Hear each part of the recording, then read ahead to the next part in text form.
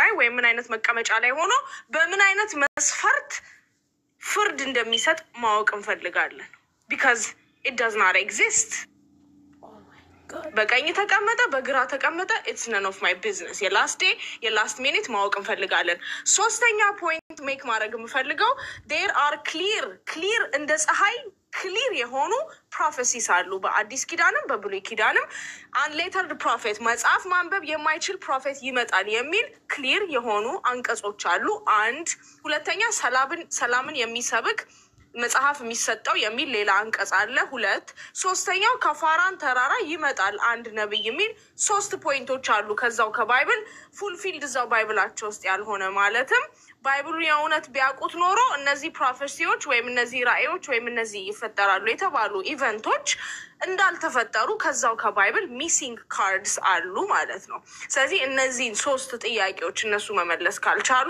ወይም ዕውቀቱ ከሌላቸው ስለዚህ በአየር ላይ ተንጠለጠለ ነገር ነው ያለው ማለት ነው ሁላችንም እንደምናውቀው መጽሐፍ ቅዱስ ላይ ምንም ስለመጨረሻ ነብይ በእነሱ አይን የሚያወራ የለም አዎ እኛ አንቀጾቹን ስለምናውቅ ስለመጨረሻው ነብይ በደንብ እናውቃለን ስለመጨረሻው ቀንም የተብራራልን ነገር የለም ፀሐይ እንዴት እንደምትርቀን ማን ነው መጀመሪያ በሩን የሚያስከፍተው የገነት በር ማን ነው የሚቀረው እስከመጨረሻው ሰዓት ስለሞት መልአክም ምንም ያስረዱን ነገር የለም ማለት ነው ስለዚህ እነዚህን ፖይንቶች እነዚህን አንቀጾች እነዚህን እዛ መጽሐፍ ውስጥ ያልተሟሉ ራእዮችን እነዚህ ሰዎች መተው ማብራራት ከቻሉ ካልቻሉ ደግሞ እኛ አንቀጾቹን እናወጣለን ለማን ነው ይሄ ሪፕሬዘንት የሚደረገው የሚለውን ከዛው ጋር እያወጣን ደግሞ እናስመሰክራለን ማለት ነው ስለዚህ ያልተሟላ መጽሐፍ ወይም ደግሞ ዓለም ያወቀው ፀሐይ የሞቀው እንግዲህ ባይብል የ400 ዓመት የ300 ዓመት ታሪክ ነው እነ ኪንግ ጄምስ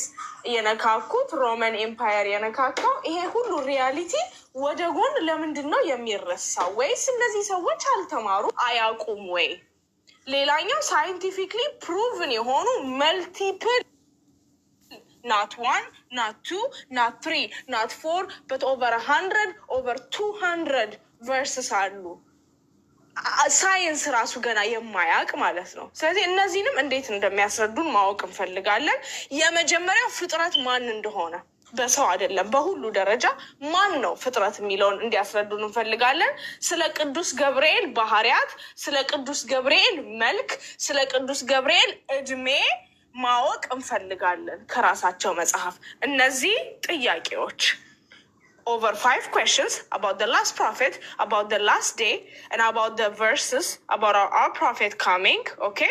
ማወቅ እንፈልጋለን ሌላ ኮከብ ማድረግ የምፈልግበት ፖይንት احسنتي والله ما شاء الله ነብያችን ሰለላሁ ዐለይሂ ወሰለም ሲክዱ ጅብሪልን እየካዱ ነው ጅብሪልን ሲክዱ አላህን እየካዱ ነው that's the statement ስለዚህ በዚህ ግራውንድ መወያየት የሚችሉ ኦር መወያየት ሐሳብ ካላቸው መምጣት ይችላሉ እንዳይወያዩ ግን ችግሩ እነዚህ ሚሲንግ ካርድስ ከየትም ሊያመጧቸው አይችሉም እነዚህ ሚሲንግ ካርድስ ማምጣት የሚችሉት ቁርአንና ሐዲስን ካነበቡ ብቻ ነው that's it ሌላኛው ማስመር የምፈልገው ፖይንት ኢንተርናሽናሊ ራሱ እንደዚህ ተውሂድ እና ትሪኒቲ ላይ ዲቤቶች ራሱ ሲደረጉ የትሪኒቲ ባለቤቶች ያው ትሪኒቲ የሚለው ቃል እዛ ባይብል ላይ ባይኖርም የትሪኒቲ ባለቤቶች ስለ እስልምና ሲያወሩ እናንተ እኮ ሰላት ስትሰግዱ ነብዩ መሐመድ ሰለላሁ ዐለይሂ ወሰለም ነው የምታነሱት ለሚሉት ደግሞ በጣም የተሳሳተ ሲሆን እኛ ሰላት ስንሰግድ ነብዩ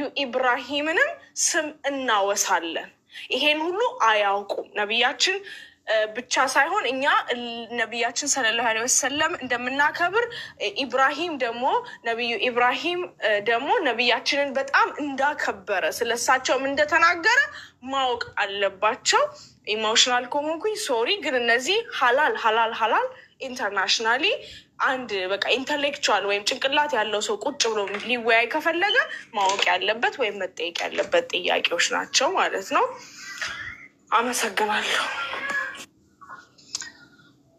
ጀዛከላህ ኸይር ቤትሻ እናመሰግናለን ያው ሀሳቡ ደርሷል ብለን ተስፋ እናደርጋለን ኮሜንቶች ተረጋጉና ሰለዋት አወርዱ አንዳንድ እንከሰላምታ ያየው ስለሆነ ነው ጎበዞች አሁን እንደዚህ ሰለዋት አወርዱ ጎበዞች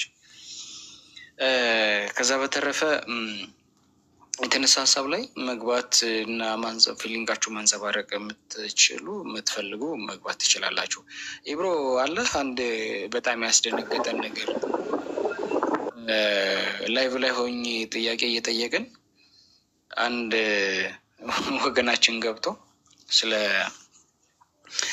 ኢየሱስ ብለን ስንል የእግዚአብሔር ልጅ ነው ወይንስ የማርያም ልጅ ነው በሚል ጥላ ስር እያወራን የት ሄድን መሰለህ? ፍጹም ሰው ፍጹም አምላክ የሚለው ላይ ቀብሩ ጋር ሄድን። ኢብሮ ሰማኛል? እየሰማኝ ነው? ኢብሮ እየሰማሁህ አይደለም፣ ብዙ ታክሲ ላይ ነኝ። ቀጥለሽ ይቀጥል። እሺ። እና ታች ላላችሁ ለታዳሚያን በጣም የሚያስደነግጥ መልስ መልሶልን ነበረ። ምንድን ነው መሰላችሁ?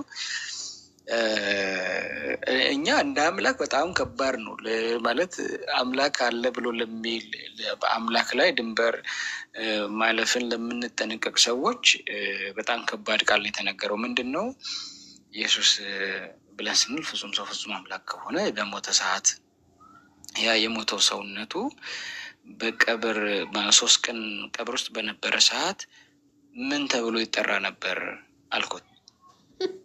ምክንያቱም ሰውነቱ ሞቷል፣ መለኮትነት ደግሞ አይሞትም። ምን ተብሎ ይጠራል ብዬ ሰሎሞን ቢል ጥሩ ነው። ፍጹም ሬሳ ፍጹም አምላክ።